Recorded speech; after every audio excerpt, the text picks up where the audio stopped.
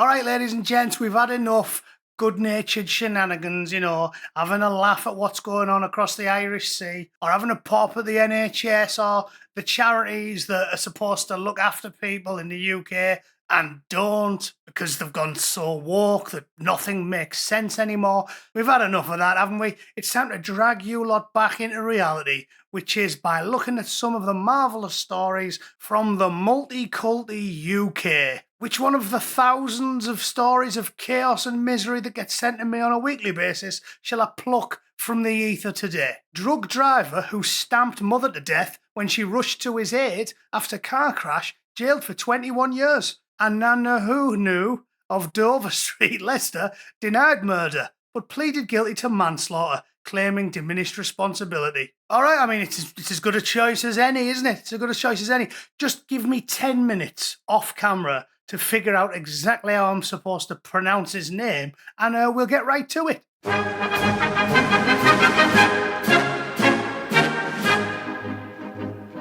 Right then, here we go. As you might imagine, this bloke is about as English as Gandhi was, and obviously he's kicking people to death on the streets of England.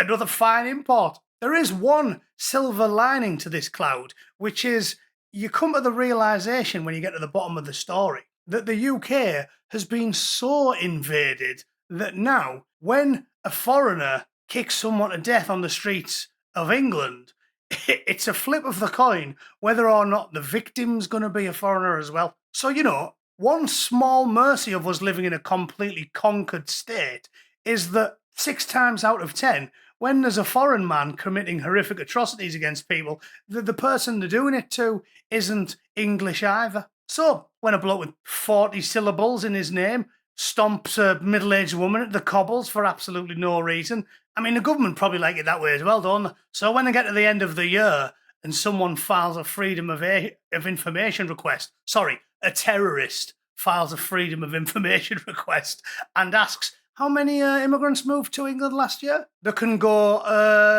let's have a look, 3.7 million. Oh, no, hang on.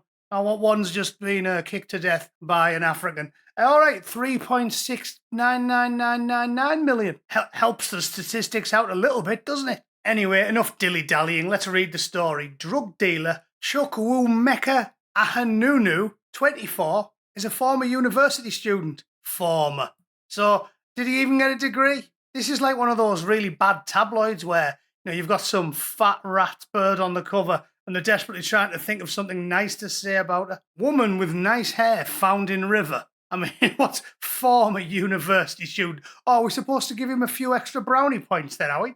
He was a stranger to 56-year-old mother Neela Patel when he punched, kicked and stamped on her, causing her to die in hospital 2 days later with brain damage. The fatal attack happened after the car the defendant was driving flipped over near the Leicester Royal Infirmary on June 24th last year. There he is. I don't know what they're talking about. I'm not having it that he's a drug user. No way. Look at him. He looks so clear-eyed and alert.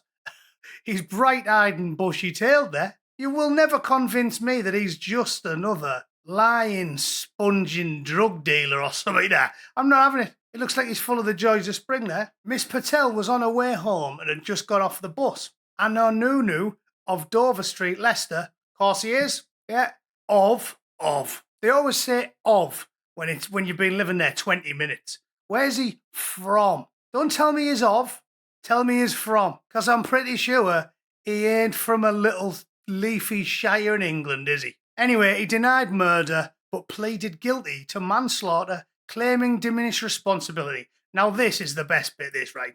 I could understand diminished responsibility. Manslaughter with diminished responsibility is reserved for people who have a genuinely good reason for it. For example, you could be like Sergeant Al Blackman, a decorated Royal Marine who was on duty in Helmand Province in a war zone, and then he leaves the base, and then a dastardly Taliban fighter and terrorist empties an AK-47 in his general direction, attempting to murder him. So he and his colleagues assault the man's position, find that they've already hit him a few times and he's been grievously wounded, so he does him a favour, and helps shuffle him off the mortal coil, and then, hang on, sorry.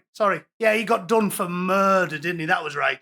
First degree murder, because scum like Al Khan's and the Sea Lord and all the rest of the degenerate Rupert class who haul the men over the coals to try and make themselves look good on television, they just instantly threw the key away, didn't they? And they found him guilty of first-degree murder. So that was a bad example. That was a bad example. We'll forget about that one. What about if you come home from work and you catch your wife in bed with a milkman and you lose your temper and you beat him to death with a golf club? Yeah, we can understand that one. A momentary lapse, flip into a rage, kill a man. Yes, it's a crime, but it wasn't with malice aforethought. So diminished responsibility. Fair enough. But what had Mr. Anunu been doing that he claims allows him to absolve himself of blame and let him plea with diminished responsibility? Can you guess? Was he ripped to the tits on an insane experimental cocktail of powerful psychotic drugs that rendered him completely insensible? No, he's a cannabis user. Honestly, you couldn't make this stuff up, could you? Cannabis doesn't do anything like that. When I was a teenager, for a dare, I ate a quarter of an ounce, crumbled into a pot noodle. I was spitting little black chunks out from my mouth for about 2 hours afterwards, and I was off my box for about 24 hours. I woke up the next morning and was like, okay, I still feel like Bob Marley on a particularly boisterous Saturday night. I'm not really enjoying this anymore. What it didn't make me want to do was kick a middle-aged woman to death who's just got off the bus and then claim I couldn't remember any of it. No, it definitely doesn't do that to your cannabis. I don't care how much you take. You could smoke an entire Jamaican ganja harvest in an afternoon and you still wouldn't have any desire to kick an old lady to death. So you can take that excuse, Mr. Awanawanu, and poke it straight up your shit box. There's Miss Patel. Poor lass, definitely didn't deserve that. She seems like a nice, normal, middle-aged woman. It is disgraceful. You know what else it makes me think of? So she's obviously like Indian or Pakistani or something. You can see why they're struggling to get rid of more racists, can't you?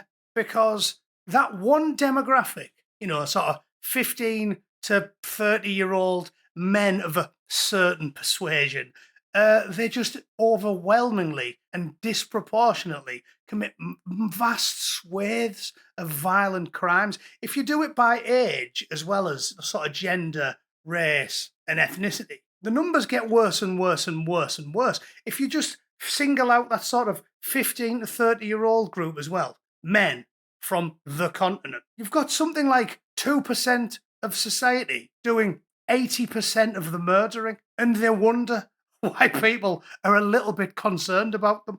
Think about it. They can put all the propaganda out, all the like. They can make as many mixed-race couples on adverts, which you almost never see. They can put numerous Patels in Argos adverts holding hands and walking gaily down the street with several Mr. Umbutu Weetus. They can make all the adverts they like. I reckon this Mrs. Patel has probably radicalised another 500 Indian families. So you're pissing in the wind, boys. You're going to need a hell of a lot more than Argos adverts, aren't you? To turn the world into a kumbaya, everybody loves each other, daisy chain round the rainbow globe fest that you seem to be desperately trying to do with your unending mind-bending propaganda. Anyway, let's finish up, shall we? Anunu was convicted of the obvious by a jury at Leicester Crown Court on Monday after a month-long trial. Sentencing Anunu, who's originally from Peckham. Is he, though? Is he? Is he really from Peckham? Wasn't Del Boy from Peckham? I'm pretty sure he was. He doesn't look much like Del Boy, does he? Judge Timothy Spencer said, "You murdered a wholly innocent woman. It was shocking and brutal and merciless. You were angry and you were looking for a victim. You selected her, in my judgment, because she was a woman and you wouldn't have attacked a man. She was only 5'4" and of slight build, and she was vulnerable. And apparently, in an unguarded moment, you talked about dirty." Oh, well, there we go. That's why he's in the shit, isn't it? If he'd have just stopped at number 2, he'd have got a £50 fine, wouldn't he? Because the judge doesn't want to look like he's racist. No. If he'd have just quit while he was ahead, and, as he was stomping on a cranium, said something like, "I'm so angry, I'd be doing this against anyone of any gender or ethnicity." But he didn't. So justice could be served on this one rare occasion. Miss Patel's daughter, who was 21 at the time of the attack, said she will never be able to make sense of the cruelty and randomness of it. And she said losing her in such a violent and senseless way shattered her world. Jurors heard that Anunu was claiming universal credit despite running a significant drugs business, which he claimed he was earning 10 grand a month from. What? Are you telling me that a young man from that continent that brings so much pleasure to the world was a drug dealer as well? Surely not. That can't be right. I've seen, like, Marks and Spencer's adverts. They don't do things like that. They just, impregnate entirely consensually blonde women and a fine upstanding gentleman. Absolutely all of them. They don't deal drugs. I've seen enough Channel 4 TV shows to know drug dealers are always pasty ginger fellas from Aberdeen. All right? You know it. I know it. This is clearly propaganda. Anunu had also been released from prison on license a year before, so again, he was probably in and out of prison his whole life, but these prosecutors and judges and activists and lawyers don't do the duty, and they keep letting him out because he's not the right colour to be locked up, so they let him out again, and then he kills some innocent woman who should still be living a life and getting on with things and looking after her daughter, and instead she's gone and she's never coming back because wet lefty judges, wet lefty lawyers, and wet lefty activists are in charge of the judicial system. So Mr. Anunu gets treated with kid gloves for his entire life until he cuts someone's throat or stomps on someone's napper, and this happens. How many times has this happened? Are we not sick of seeing this happen? You don't have to see the big picture, the dead famous stories like the little blonde Ukrainian lass getting a jugular slashed on public transport by a bloke who'd been in jail 37 times. Yes, they might make a big song and a dance of the big stories, but this type of stuff, it happens every single day in places like the UK, where the legal system is a farce and everybody knows it. And Mr. Anunu knows he can take the piss again and again and again and again and again, and they won't do anything about it until he does something that has life-altering consequences for hundreds of people, or in this case, the recently expired Miss Patel and everybody that ever knew her. So there we go, this pleasant-seeming lady with loving children, she's gone, done and dusted, reduced to ash, thanks to the likes of this fella, who isn't gone, and, he'll probably serve, 10, 11 year, and let him out. He'll only be in his 30s when they let him out. Then maybe he can do it again. Hopefully he gets out while he's still young enough to meaningfully contribute to society. And when I say contribute, I do, of course, mean continue being a drug dealer and not paying any income tax. So there's another heartwarming story from Da UK, innit, bruv. I hope this story has warmed your cockles, and by that I do, of course, mean driven you into a furious rage for 6 hours. Right, I've got a 8-figure blood pressure reading at this point. I'm hoping to introduce you to that club, because if you're not pissed off, you're not paying attention. All right, thanks for tuning in, ladies and gents. Let me know what you think in the comments down below, and I'll see you all tomorrow. Toodle pip. Cheers.